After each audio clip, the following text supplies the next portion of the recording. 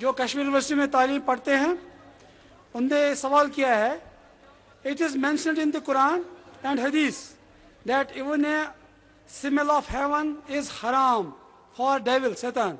Then how he reached in the heaven and disturbed Adam?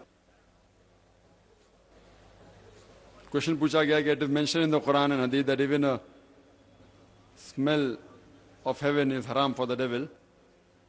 Then how he reached in the heaven and disturbed Adam, peace be upon him.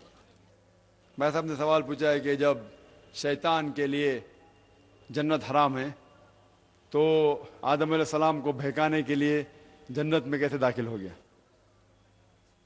ہمیں یہ سمجھنا چاہیے کہ جنت جس کا ذکر ہے قرآن مجید میں آدم علیہ السلام تھے الحمدللہ، لیکن جب آدم علیہ السلام اور بیوی حوا، میں اللہ بھی پلیز ود دیم بوتھ، جب ان نے اللہ سبحانہ وتعالیٰ سے فرمایا کہ اس جھاڑ کی طرف مت جاؤ، اور وہ گئے اور پھر اپنی غلطی کا احساس کیا، اللہ تعالیٰ سے معافی مانگی، اللہ تعالیٰ نے معاف کیا، اور وہ شیطان نے انہیں بھڑکایا تھا. تو یہاں آپ دیکھتے اس کے بعد اللہ سبحانہ و تعالیٰ نے ان کو زمین پہ لے کے آیا.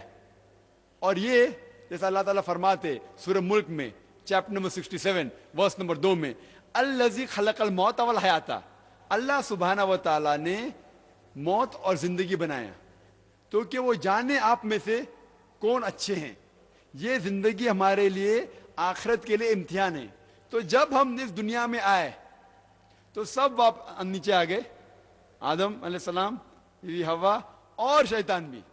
اس کے بعد جب قرآن مجید میں یا حدیث میں ذکر ہے کہ شیطان کبھی بھی جنت میں نہیں جائے گا، وہ اس کے بعد ہے.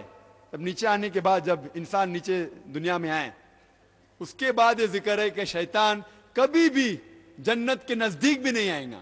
اس ٹائم وہ الگ تھا.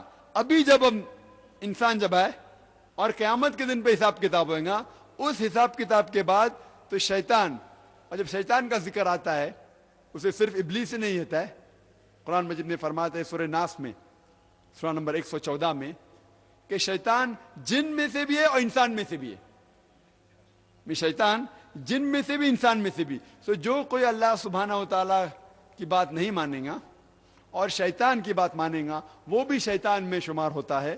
تو انسان اور جن جو اللہ تعالیٰ کی بات نہیں مانتے، شرک کرتے، شیطان کی بات مانتے، اسے بھی شیطان کہا جاتا ہے. اور یہ لوگ بھی انشاءاللہ جنت کے قریب کبھی بھی نہیں آئیں گے اور وہ جہنم میں جائیں گے. اب ایک